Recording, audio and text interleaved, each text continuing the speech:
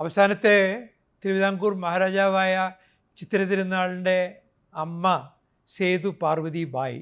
Sethu Parvathi ബായിയുടെ cousin സിസ്റ്ററാണ് Sethu Lakshmi ബായി. ഈ രണ്ട് പേരെയും മാവേലിക്കരയിൽ നിന്ന് തിരുവിതാംകൂർ രാജകുടുംബത്തിലേക്ക് ദത്തെടുക്കുകയാണ്. അങ്ങനെ അവരെ ദത്തെടുക്കുമ്പോൾ ഇവിടെ അന്ന് രാജ്യം ഭരിച്ചിരുന്നത് ശ്രീമൂലം തിരുനാൾ രാമവർമ്മയാണ്. ഈ ശ്രീമൂലം തിരുനാൾ രാമവർമ്മയ്ക്ക് അവിടെ അനന്തരാവകാശികൾ ഉണ്ടായിരുന്നു. ആ അനന്തരാവകാശികൾ ഉണ്ടെങ്കിലും ഒരു ദത്ത് വേണം എന്ന് തീരുമാനിക്കുകയാണ് ചെയ്തത്. അപ്പോൾ അന്ന് ലോർഡ് കഴ്സനാണ് വൈസ്രോയി. വളരെ കർക്കശനായ ആളാണ്. അപ്പോൾ ലോർഡ് കഴ്സന് സ്വീകാര്യനായിട്ടുള്ള ഒരാളുടെ ബന്ധുവായാലേ ഇത് സുഗമമായി നടക്കുകയുള്ളൂ. അപ്പോൾ രാജാ രവിവർമ്മയുടെ പേരക്കുട്ടികളാണ് ഈ സേതു ലക്ഷ്മി ബായിയും സേതു പാർവതി ബായിയും. അപ്പോൾ രാജാ രവിവർമ്മ അന്ന് ഇന്ത്യ മുഴുവൻ അറിയുന്ന പോർട്രേറ്റ് പെയിൻറ്ററാണ്, അഗ്രഗണ്യനായ ചിത്രകാരൻ. അപ്പോൾ രാജാ രവിവർമ്മയുടെ കൊച്ചുമക്കൾ, രാജാ രവിവർമ്മ ഇതിൽ നേരിട്ട് ഇടപെടുന്നില്ല, രാജാ രവിവർമ്മയുടെ കൊച്ചുമക്കളാണ് എന്നുള്ള ഒരു പരിവേഷത്തിലാണ് ദത്തെടുക്കുന്നത്.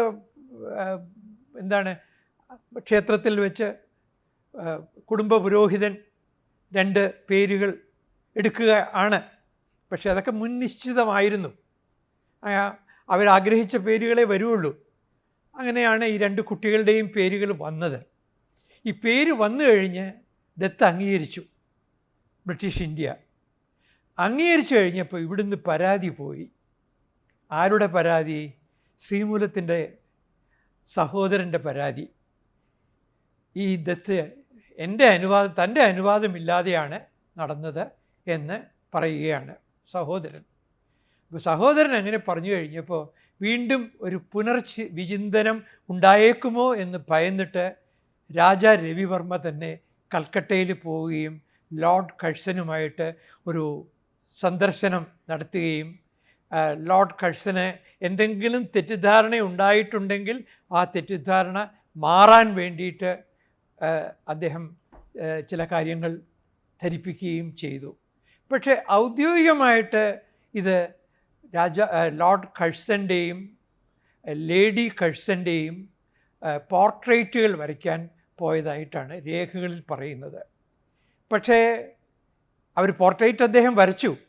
ആ പോർട്രേറ്റ് വരയ്ക്കുന്നതിന് ഒപ്പം തിരുവിതാംകൂറിൽ നിന്ന് പോയ പരാതിക്കുള്ള പരിഹാരവും കണ്ടിരുന്നു. ഇതാണ് ഇതിൻ്റെ പശ്ചാത്തലം.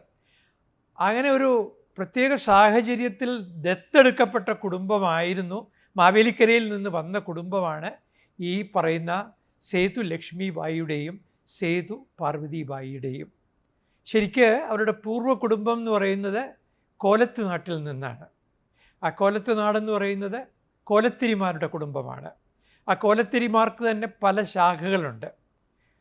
മാർത്താണ്ഡവർമ്മ ഉൾപ്പെടെയുള്ള പല തിരുവിതാംകൂർ രാജാക്കന്മാരുടെയും അമ്മമാർ കോലത്തിരി കുടുംബത്തിൽപ്പെട്ടവരാണ്.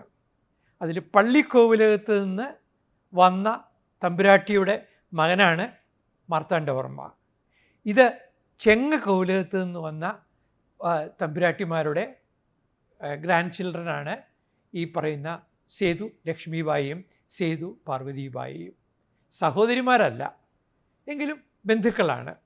രണ്ടുപേരും തിരുവിതാംകൂറിൽ വന്നു. അപ്പോൾ അന്നത്തെ തീരുമാനം അനുസരിച്ച് സേതു ലക്ഷ്മിബായിക്ക് ഒരു ആൺകുട്ടി ഉണ്ടെങ്കിൽ ആ ആൺകുട്ടിയായിരിക്കും അടുത്ത കിരീടാവകാശി. നിർഭാഗ്യവശാൽ അല്ലെങ്കിൽ വിധിവശാൽ സേതു ലക്ഷ്മിബായിക്ക് ആൺ സന്താനം ഉണ്ടായില്ല. അവർക്ക് അബോർഷനുകൾ ഉണ്ടായി പല തവണ. അതുപോലെ തന്നെ അവർക്ക് 2 പെൺകുട്ടികളും ഉണ്ടായി. പെൺകുട്ടികളെ അടുത്ത കിരീടാവകാശിയാക്കുന്ന പതിവില്ല. അപ്പോൾ എന്ത് ചെയ്തു? അതേ സമയത്ത് അനിയത്തി ആയിട്ടുള്ള അല്ലെങ്കിൽ അർത്ഥ സഹോദരിയായ സേതു പാർവതിബായിക്ക് ആൺസന്താനം ഉണ്ടായി. അതാണ് ചിത്തിര തിരുനാൾ ബാലരാമവർമ്മ. ഇതോടുകൂടി ഈ 2 സഹോദരിമാരും അകലുകയാണ്. ആ അകൽച്ച പിന്നീട് വലിയ മത്സരങ്ങൾക്ക് കാരണമായി. അതിനെപ്പറ്റിയൊക്കെ മറ്റു ചില ഗ്രന്ഥങ്ങളിൽ വിശദമായി പരാമർശിച്ചിട്ടുള്ളത് കൊണ്ട് ഞാൻ അതൊക്കെ വളരെ സംക്ഷിപ്തമായിട്ട് ഈ പുസ്തകത്തിൽ പറയുന്നുള്ളൂ. പക്ഷേ ആ അകൽച്ച ഏതാണ്ട് സേതു ലക്ഷ്മിബായിയുടെ അന്ത്യം വരെ നിലനിന്നിരുന്നു. ഒരുപാട് കോടതി വ്യവഹാരങ്ങളുണ്ടായി. അവിടെ ചിത്തിര തിരുനാൾ ബാലരാമവർമ്മ പൂർണ്ണമായും അമ്മയുടെ ഭാഗത്ത് നിന്ന് അതിനകത്ത് അമ്മയുടെ ഭാഗത്ത് നിന്ന് പോരാടുക തന്നെയാണ് ചെയ്തത്.